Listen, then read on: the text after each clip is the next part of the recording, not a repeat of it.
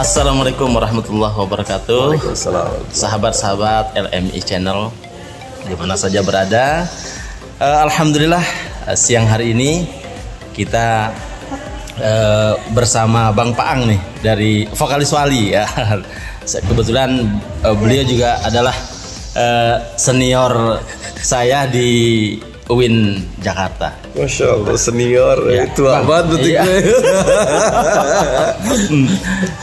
Nih Bang Paang ke Lombok dalam rangka apa Bang? Sebenarnya dalam rangka ada acara di Lombok itu ada acara Papri namanya. Kebetulan tanggal 9 kemarin itu adalah hari musik. Jadi Papri ada Munas di sini karena mau pergantian ketua juga. Kebetulan juga CEO Naga Suara Pak Rahayu yang punya Naga Suara ini adalah wakil ketua Papri. Papri itu salah satu organisasi yang menaungi pencipta lagu, penyanyi dan apa namanya? Ya pokoknya itu diantaranya itu menaungi dua itu.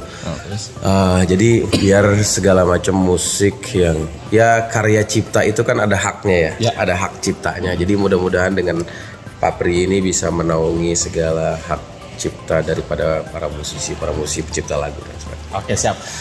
Bang Paang nih kan tahu bulan ini akan diselenggarakan MotoGP. Wah, MotoGP. Gimana Bang? Ya luar biasa nih, sampai tiket pesawatnya mahal nih sekarang nih. Luar biasa, bahkan katanya hotel-hotel juga udah fully book katanya. Iya. Sekarang ini luar biasa banget dan mudah-mudahan ini juga jadi momentum bahwa memang pandemi itu sudah hilang dari dunia ini, terutama di Indonesia udah hilang. Karena beberapa aturan yang saya rasakan sudah mulai berbeda nih sekarang nih. Siap. Gitu, dan mudah-mudahan juga ini adalah kabar baik untuk Indonesia bahwa pandemi itu sudah hilang dari muka bumi. Amin. Nih Bang Paang kan sering ke Lombok, kan? Gimana kesannya terhadap Lomboknya? Ya, saya ke Lombok, di Lombok kesannya banyak banget saudara saya di Lombok. Saudara siapa ya? Kayak gitu ya, bukan. Ini kebetulan kayak Bu Haji, ya Pak, keluarga Pak Haji Sato di sini adalah menjadi keluarga saya karena berawal dari berangkat haji, kemudian alhamdulillah nggak pernah putus silaturahim sampai sekarang. Jadi alhamdulillah udah dianggap saudara semua. Makanya ke Lombok itu kalau misalnya nggak berkunjung ke Pak Haji Santo, kayaknya kurang lengkap juga gitu. Bahkan kalau saya nginep di hotel tidak diomelin sama Pak Haji. Karena katanya udah nginep di rumah aja, ngapain di hotel? Memang begitu beliau. Wah, orang baik beliau, orang baik luar biasa. Gitu. Berarti Edi sudah seperti kakak sendiri ya? Ya, betul. Gitu. Oke, Bang Paang, kita kan punya anak-anak Indonesia nih ya, artinya anak-anak di Lombok, anak-anak generasi muda kita lah. Bang Paang kan sering juga di lagu-lagu Wali, kemudian sinetronnya banyak sekali itu bergelut dengan anak-anak dunia ngaji dan sebagainya. Iya. Boleh dong kasih semacam masukan lah, arahan atau apalah yang betul. Itu. Yang saya rasain adalah ketika dulu waktu kecil saya diajarin ngaji sama orang tua. Ngaji dari mulai dulu tuh belum ada Iqra ya, dulu tuh masih juz amma, dan itu sampai sekarang tuh nempel terus di pikiran saya. Apa yang saya hafalkan di waktu kecil Al-Quran itu nempel terus sampai sekarang. Ternyata metode itu menghafal Al-Quran dari mulai kecil itu bakal terus nempel sampai dia tua. Berbeda dengan orang yang menghafalkan Quran di waktu tuanya, itu rada susah. Makanya generasi muda, apalagi orang tua yang punya anak yang masih kecil, sok semangatin anaknya untuk belajar Al-Quran, apalagi sampai bisa menghafal Al-Quran. Ya, atau belajar ilmu-ilmu agama yang lain, karena belajar di waktu kecil itu akan terus terbawa sampai dia dewasa. Ilmu yang dari kecil gitu. Itu yang luar biasa sih. Makanya Wali juga concern ketika bikin lagu yang ya buat anak kecil kayak alif ba ta sa jim ha, itu kan pelajaran waktu kita kecil. Kayak meremain ulang gitu, meremain kembali apa yang kita pelajarin dulu di waktu kecil, dan ternyata memang itu manfaatnya sangat luar biasa. Biasa. Di tengah sekarang gadget yang merajalela, kan susah kita membatasi mereka main handphone, membatasi mereka nonton TV. Salah satu cara untuk menyelamatkan anak kita masukin pesantren. Masukin pesantren biar dia belajar Al-Quran. Kalau kata guru saya, lebih baik menangis hari ini daripada kita menangis suatu saat nanti. Masya Allah, Bang. Di Lombok ini kan sangat familiar lah lagu-lagu Wali, luar biasa ya. Amin. Boleh dan dikit aja sambil jalan. Apa tuh? Lagu Bali tentang yang apa mana? aja? Yang mana? Dikit apa yang akrab lah. Oke. Lagu ini aja ya. Lagu Bon Jovi aja ya. Oke. Alif batas sajimha, Allah Tuhan kita semua. Hodal zaro zai sin shin, dari yang kaya sampai yang miskin. Alif batas sajimha, mari kita tingkatkan takwa. Hodal zaro zai sin shin, masuk surga ayo bilang amin. Amin. Mantap. Terima kasih Bang ya. Sami-sami. Oke, LMI Channel ya, nanti kapan-kapan ada waktu kita bersama Bang Paang lagi. Insyaallah. Karena beliau jadwalnya padat sekali di sini. Tergantung waktunya ya. Terima kasih Bang ya. Siap. Terima kasih. Assalamualaikum warahmatullahi wabarakatuh. Waalaikumsalam warahmatullahi wabarakatuh.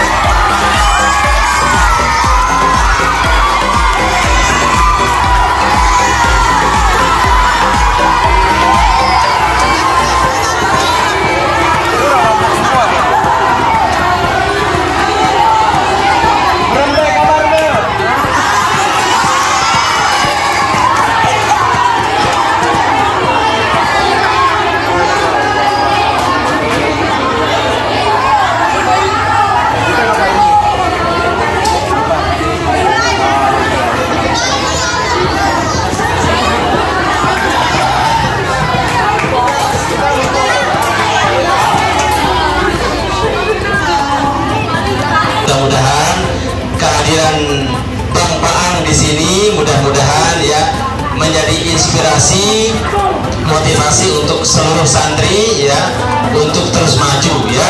Nanti ke depan mau jadi apa itu silahkan, tapi tetap ya agama itu menjadi fondasinya. Boleh sedikit aja, nggak apa-apa nih pakai mic yang begini, nggak apa-apa ya. Saya akan bicara sedikit ya.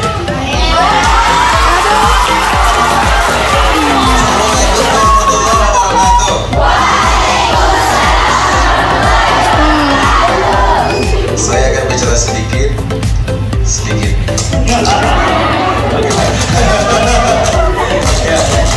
Terima kasih banyak untuk pimpinan Pondok Pesantren Al-Hamidiyah, Kiai Haji Iqbal,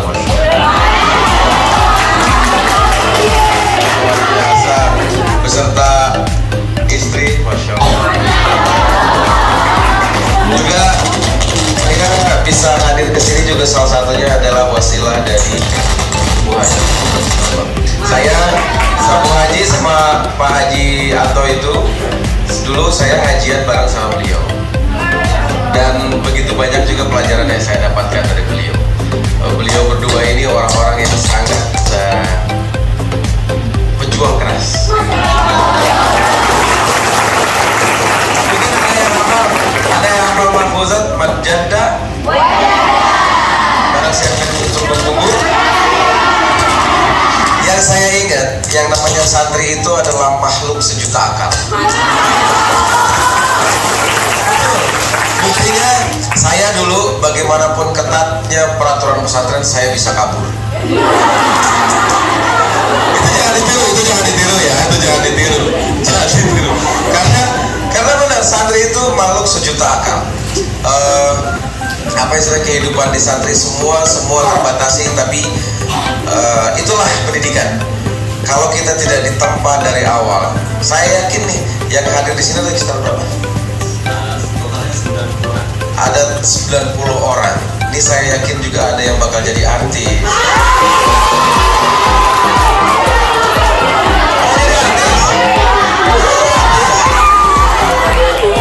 Kalau mau semuanya jadi artis, terus saya jadi apa? Ya, saya yakin juga bakal ada yang jadi ustazah, bakal ada yang jadi menteri, bakal ada yang mungkin suatu saat jadi presiden. Ya Rabbal Alamin. Karena saya yakin, saya dan teman-teman wali punya prinsip bahwa begini, katanya tidak ada yang tidak mungkin di dunia ini, semua mungkin dilakukan. Alhamdulillah, saya dulu berjuang ngeband itu berawal dari santri. Berawal dari santri, saya ngeband dari zaman sanawiyah, aliyah, SMA itu saya ngeband. Apalagi waktu saya survei, waktu saya pernah studi banding ke Gontor, tahu pesantren Gontor? Ya, Darussalam Gontor. Ternyata di sana pun ada sekelompok anak band di sana. Anak band, dari situlah saya sama teman-teman mendirikan band di pondok pesantren saya dulu, Latansa namanya. Mendirikan band. Mungkin awalnya iseng-iseng. Tapi pas zaman kuliah mulai diseriusin, menciptakan lagu dan tidak pernah mau membawakan lagu orang.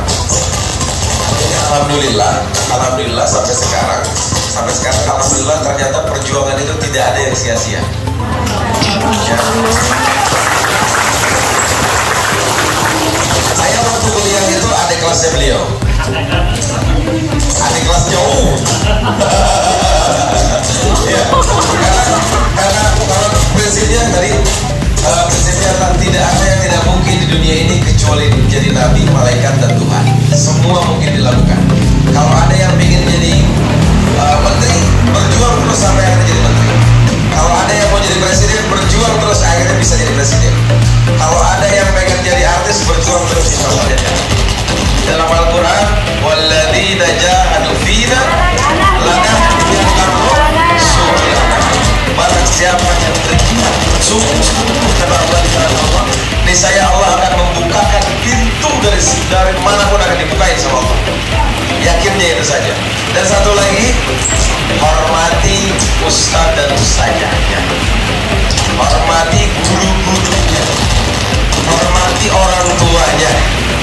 Karena ini wali dulu itu pasangan berjuang dari tahun 99 lebih ya.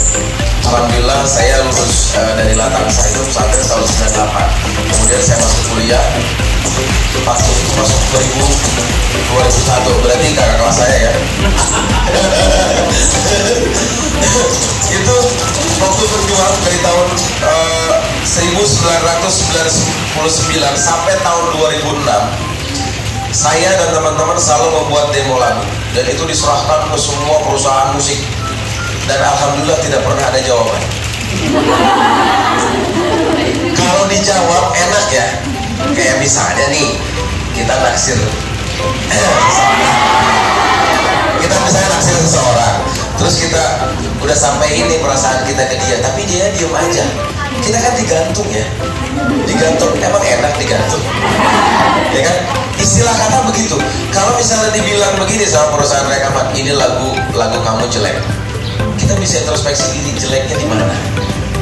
Lagu kamu tuh bagus, tapi di part ini nih jelek nih, kita bisa introspeksi diri. Tapi kalau misalnya kita nyerahin ternyata tidak ada jawaban, kita juga bingung. Lagu kita ini sebenarnya bagus atau tidak, jelek atau tidak, kita butuh jawaban itu. Tapi ternyata jawaban itu tidak pernah ada. Tapi ternyata Allah punya tujuan lain. Allah itu punya tujuan lain. Tahun 2006 saya, Apoy gitaris, sama Tommy drummer, itu tinggal bertiga. Selebihnya keluar dari grup band. Kemudian istilahnya itu apa ya? Udah putus harapan tahun 2006 ini mau gimana lagi ya ngeband ya. Sementara kita latihan harus mengeluarkan uang, ikut festival harus bayar. Harusnya kan ngeband itu dapat duit, benar? Tapi ternyata harus banyak biaya yang dikeluarkan. Sampai Apoy bilang ke saya tahun 2006 itu sudah nikah. Alhamdulillah istri saya dari mobil. Gak keluar karena anak saya lagi tidur. Nah, tahun 2006 Apoy bilang gini ke saya, Ang, lu udah nikah, lu harus hidupin keluarga lu cari kerjaan yang lain, jangan ngeband. Karena ngeband tidak menghasilkan uang. Saya bilang sama Apoy, saya kalau cerita ini ada saya bilang sama Apoy begini, Boy, saya yakin mimpi saya ada di kamu, dan saya yakin juga mimpi kamu ada di saya. Saya kemudian kumpul sama Tommy, bertiga nangis bertiga. Kemudian setelah itu Apoy punya komputer Pentium 2, udah tahu Pentium 2 ya. Kalau sekarang udah 2 core sekarang komputer. Pentium 2 disulap menjadi 4 alat buat rekaman. Saya rekaman tuh jam 2 pagi. Kita bertiga kumpul lagi, akhirnya ketemu sama Ovi. Dia main keyboard kan.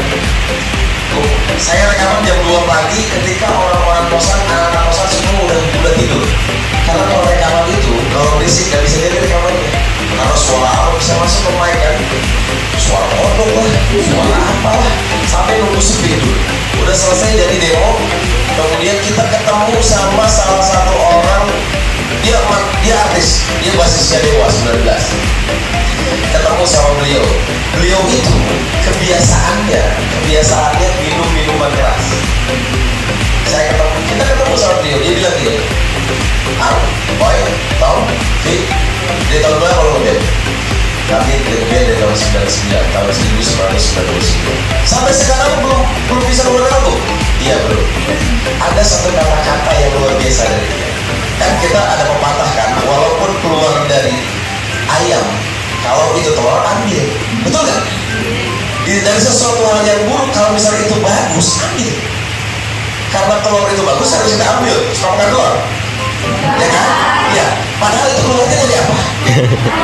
Iya. Tapi itu sesuatu hal yang bagus, ambil.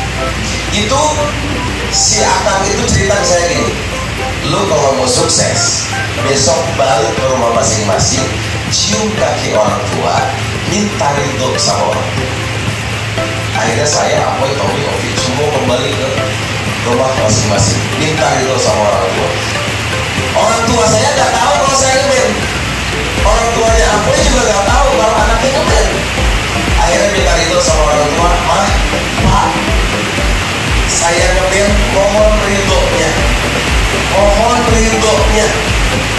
Tiba-tiba si mama sama si apa bilang gini, mama sama apa ridho apa yang kamu lakuin silakan. Seminggu kemudian setelah saya meminta ridho, saya diterima di label namanya Naga Suara.